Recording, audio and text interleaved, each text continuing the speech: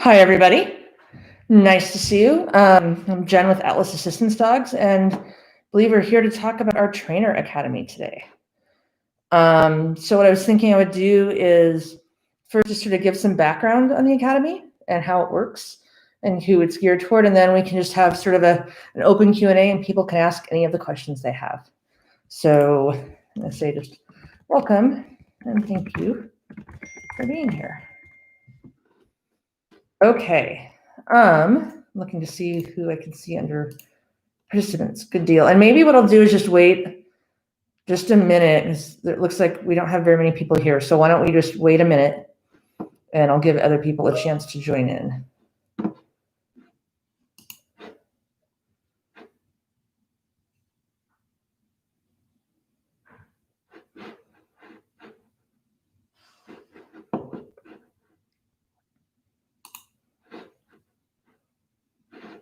Okay, so I'm just pausing for 1 minute to let people join. And in the meanwhile, I will get one of our classes up so I can show you what the experience is like.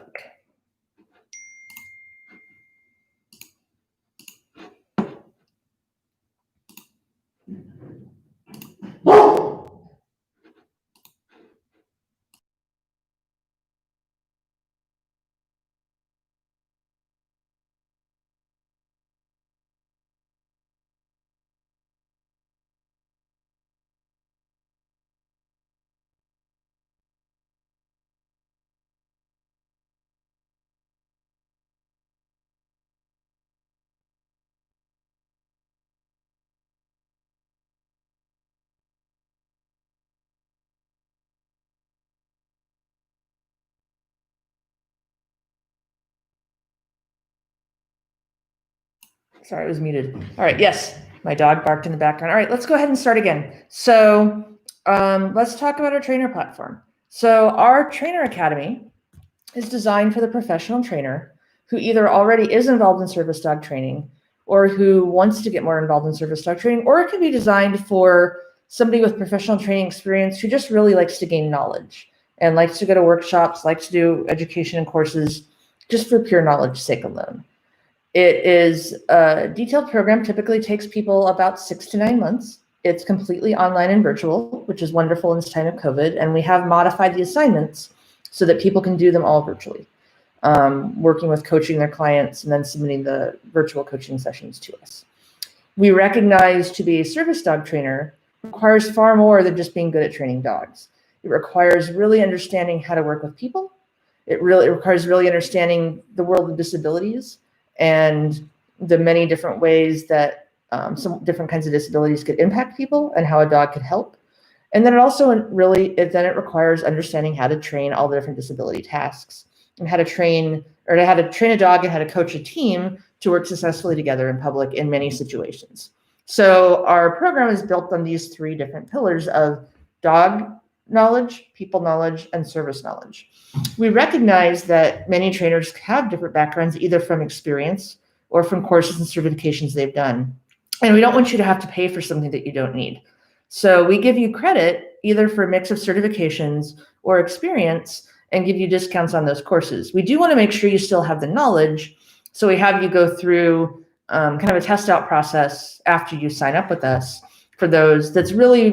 It's about more of a communication. We're not out to fail anybody there. It's more to make sure you have the knowledge. And we have that as a 2-way conversation through written or verbal essays or communication. And so in the dog side of things, we're digging in and we're really looking at everything from basic dog behavior, dog body language, life cycles, stages of dogs, lots of different training techniques. We go very, very deeply into many, many different possible training techniques, how to apply them, and then also managing training sessions, things like that are pretty important, and looking at also the kind of the health and well-being of the dog. Then in our people portion, we look at different communication and learning styles. We look at ethics and kind of integrity that is really important for a service dog trainer to have. When you think about it as a private service dog trainer, someone is paying you to work with them, and you are essentially financially incentivized to drag things out, even if it's not the right fit for the dog. And so we really want to make sure to instill in our trainers that you're going to be making the right choice for the person and the dog, even if that means stopping getting money. That's really, really critical in this, to have more ethical people out there. Part of why we built this program is there are trainers out there that are taking advantage of people. There are trainers out there that are selling supposedly well-trained dogs who then attack the person that they were intended to help. So we want to make sure that doesn't happen. And so we have ethics courses, we have communications courses in our people section. And then just general on how to work with people, how to communicate. One of the things that's unique to service dog training is you may have a number of people in the mix. You're working with people with different possible cognitive capabilities or physical capabilities, and you may be working with a team because the person with the disability may not be the one that's actually doing the training or the handling. They may have a family member or a caretaker who's the one that's actually working with the dog and handling the dog. Or it could be the fact that the client is maybe a teenager, and you're navigating kind of the tricky relationships of supporting a teenage client with their parents involved. And how do you find that right balance?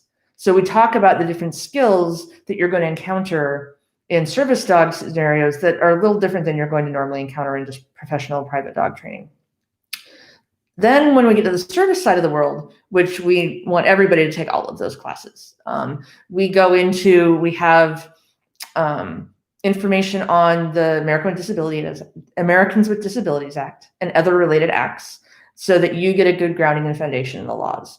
We go deeply into different kinds of disabilities, both cognitive, physical, neurological, and how they affect the person, what their needs might be, what you should expect working with some of those people, and some of the skills the dog might be able to do to mitigate those. We then look at, we have many specialized courses that go into service dog training. One is at a foundational level, how do you take obedience skills, say a heel that works really well in low distraction environments, and coach them to turn that into a heel that works in a grocery store next to a shopping cart, walking past the butcher counter, with a child running up screaming at you, throwing an ice cream cone in your face.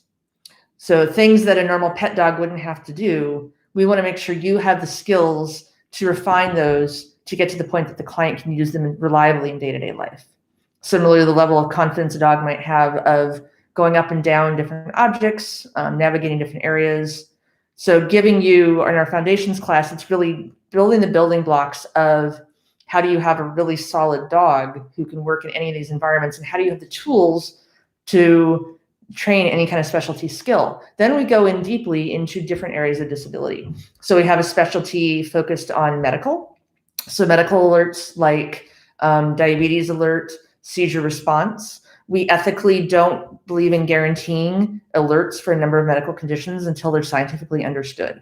So while we can scientifically understand how you would treat a scent-based alert like a diabetic alert for diabetic low, right now the science is still pretty new in understanding how it is that dogs are able to detect a seizure, for example. So initially we work with how you would train a response behavior, and then how you would shape that if you see an alert, how you would shape that, capture that, and shape that into a predictable behavior.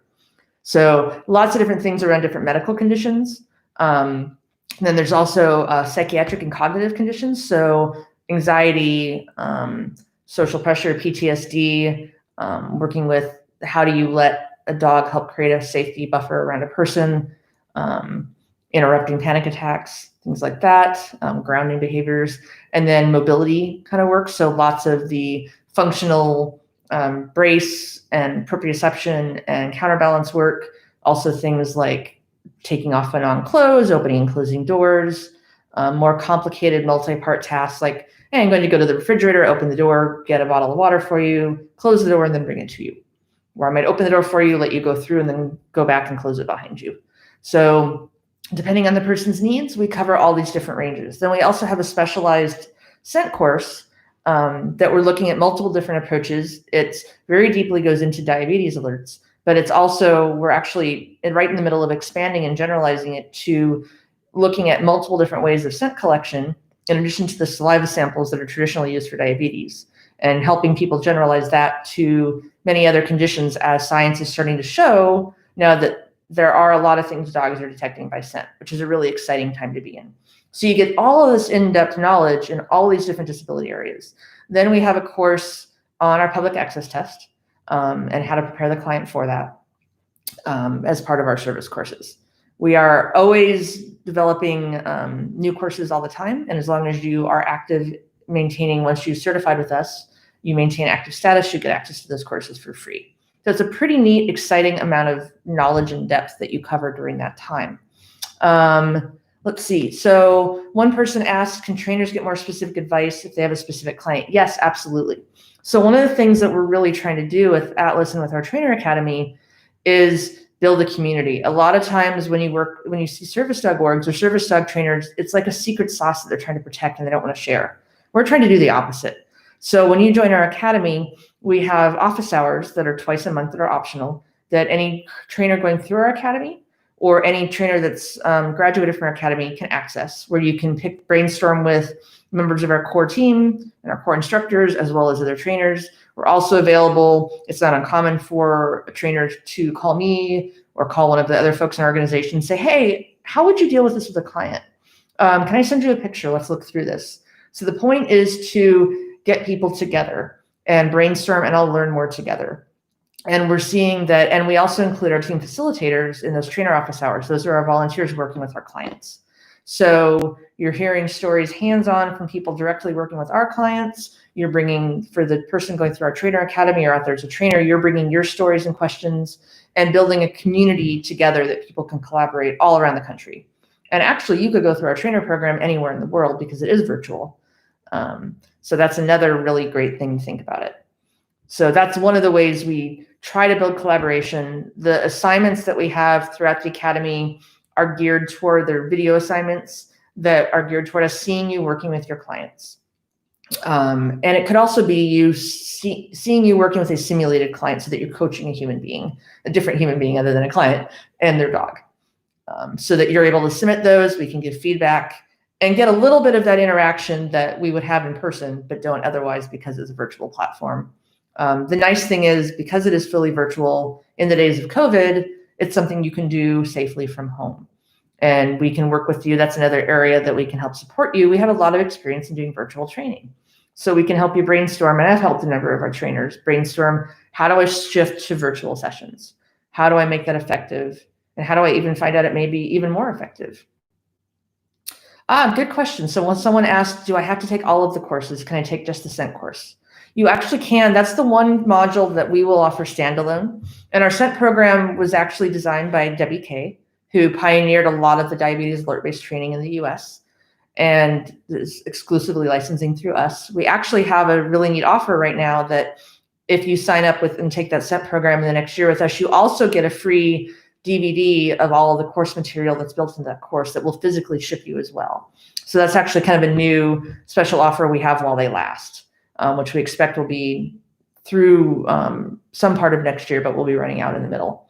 And so you can take the scent course as a standalone. All of our other courses are intended to flow together.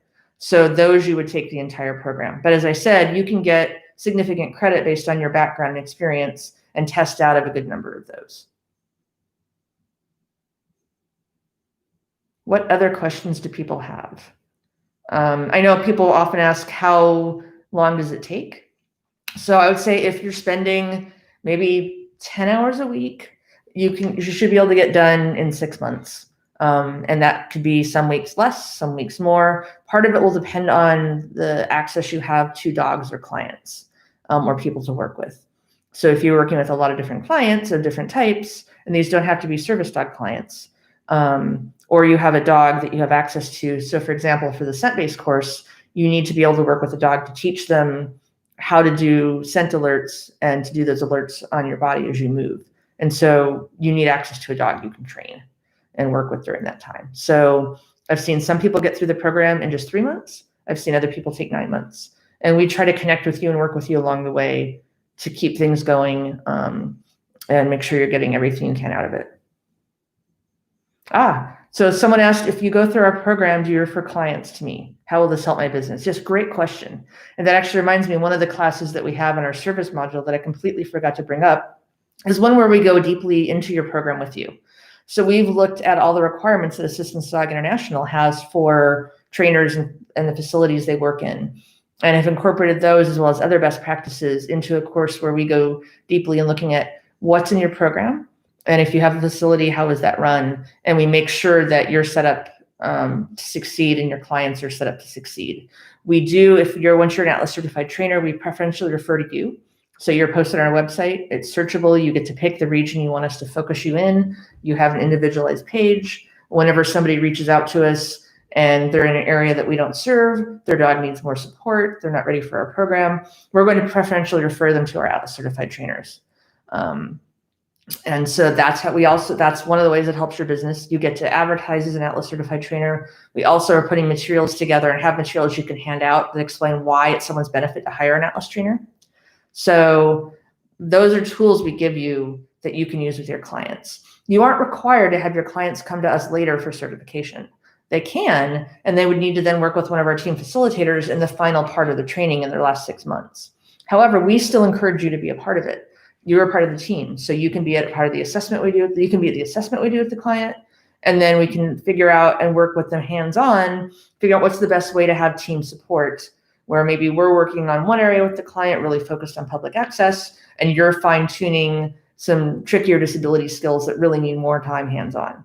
So we really want to keep you as part of that process. Do you use aversive methods? No, really good question. So Atlas is founded at its core that we only support positive reinforcement training with the person and the dog. So part of the interview process we go through is talking to our potential trainers about that. We're watching very carefully and closely for that. We're surveying the clients they work with and making sure that they're completely focused on the dog being happy. And we very clearly, all of our trainers will sign a pledge, and we have it very clearly called out based on sort of the humane hierarchy that Susan Friedman did and what other people will call least LEMA or least invasive methods approach, that here is where we want you to start. And then we have a lot of things that are like, these are absolutely offline at all times. And we very much emphasize using all positive methods, not using verbal correction, not using no rewards markers, not using anything that can cause stress to the dog. A lot of people don't realize that dogs are very susceptible to social pressure, for example, and somebody's staring at them or hovering over them. So helping you understand how to read dog body language, and then helping you understand also how to read client body language. It's, as dog trainers, a lot of us are really good at reading dogs, and we're not as good as reading people. And when you're working with someone with disabilities, especially, you need to be aware for the really subtle signs that they may be getting exhausted. They may need a break, and they don't want to admit that they need that. And so you need to be part of one of their advocates to help them know. So we do, and we specifically, with anybody that goes through our training program, if you're an Atlas certified trainer, whether you're working with a service dog client or not, we do not allow any aversive methods to be used. So it needs to be a philosophy and general approach of that person in all they do.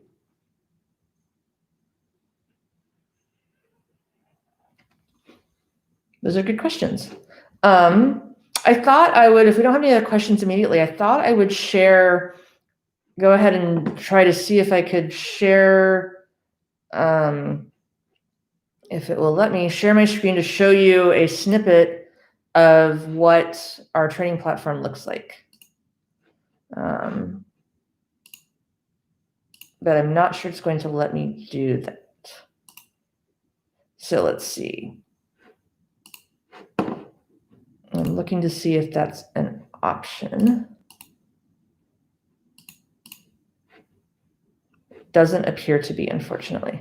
So, but that's something you go to our website and take a look, and we'll also have during this conference, if you reach out to us, we can do live demos with you. So you can ask for a time for a demo that we can go through the platform with you and let you see what it would look like and walk through some sample classes. Great question. Can someone who has a disability be a service dog trainer? Yes, absolutely. So we have, in fact, a number of our clients end up finding out as you go through the process of self-training, you learn a lot about training dogs. and they really love it and enjoy it. And so we've had multiples of our clients who decide they want to be team facilitators, and who then work with, go through our team facilitator program, which is a subset of our trainer program, and then involves hands-on mentoring and hands-on working with the clients. So it's not uncommon to see we have clients or people that are going through our training program that their service dog is right next with them while they're coaching the client and their dog team. So absolutely. And that's something to recognize, that we look for the ability in everybody. We look for, hey, how do I make, as an organization, we are a very disability or ability focused organization. Most of the people who are core to our organization have disabilities. And so we recognize we may need to structure training sessions or meetings differently. They might end on short notice or need to be canceled short notice. So absolutely, there are so many ways that people with disabilities actually make amazing service dog trainers, because they can relate to the issues. They can relate to and also be creative and proud of the life they're living, and help bring that empowerment to another person who may be a little more scared, or may not know what a service dog could bring, or may be really struggling and stressing going through that process. So absolutely.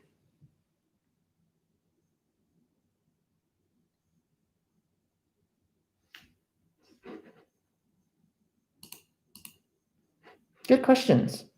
What other questions could I answer for people? Yeah, it's really cool. That was one of the comments. So if you're interested in getting involved in our Trainer Academy, one thing you can do is just reach out to us here at this conference. Chat with us. A number of the people who are part of the people that develop our curriculum and present our courses, as well as a number of our trainers, are joining in and out of the booth at different times. And then we can also schedule a time that we can talk to you, tell you a bit more about it. If you go to our website, there's a packet you can download that gives you a lot of details about the program and the application.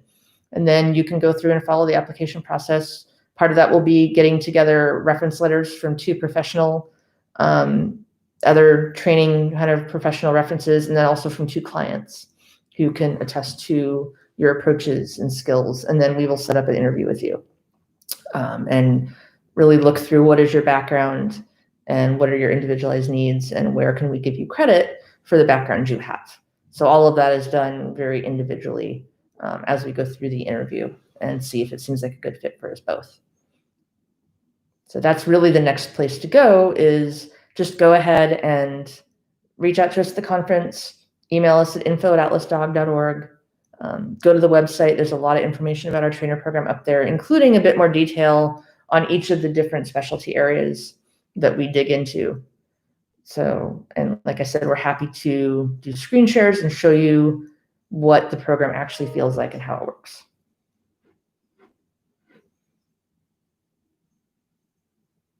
One thing no one's asked yet is cost.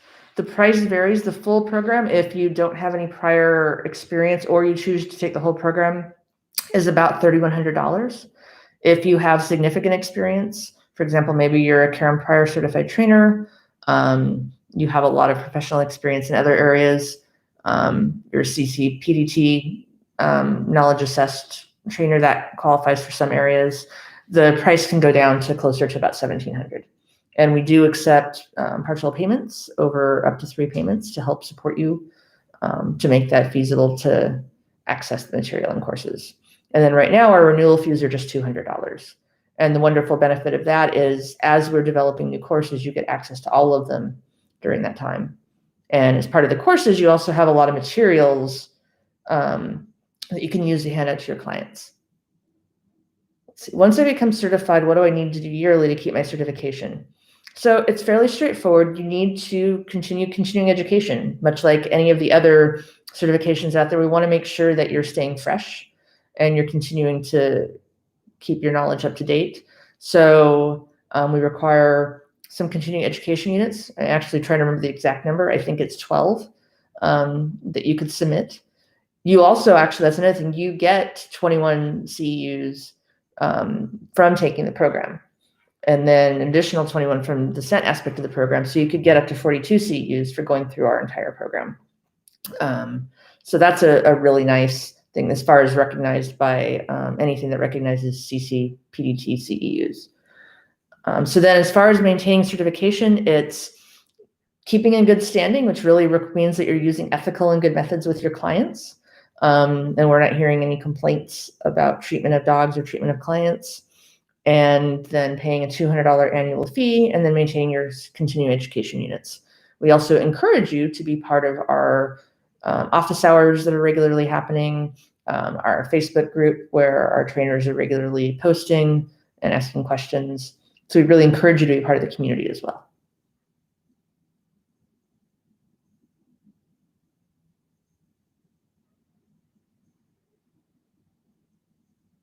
And as I mentioned, it's not uncommon that people start a training program and then get really excited about being part of the organization and decide they also want to become a team facilitator, who are volunteers that work hands-on with our clients. So that's another way to get more hands-on mentoring if you're newer to service dog training, or if you're not newer, it's a really nice way to give back. And we only ask people to work with one client at a time. So it's not a huge burden, but it has great support, and it's been fun. We've had people say, hey, I've never got to work with another positive reinforcement trainer together and brainstorm at the same time. And what a wonderful experience that is. See if anybody else has any other questions. Otherwise, this will be available on YouTube, and we will be available throughout the conference to answer any of your calls or any of your questions. And again, you can download information from our website. We're really trying to building a trainer network is all part of our approach of wanting to have more accessibility for people with disabilities. If we know there are more qualified ethical trainers out there to work with people, then there's more access. There's a lot of people who our program may not be enough support for them, and they really want a private trainer, or they want somebody who could board a dog and work with them for months at a time. And they may be in, exactly in the area you are. We've had, when we're in in-person conferences, we would always have people come up to us and say, hey, I keep having people ask me about service dog training, but I don't feel qualified to tell them I can do that. So the goal of our program is you can walk out the door and say, yes, I am qualified to help you train your dog to be a service dog, and feel confident in what you're doing, and feel confident that you are doing it ethically and producing high quality service dogs out there. All right, well, if nobody else has any other questions, I think we will end it there.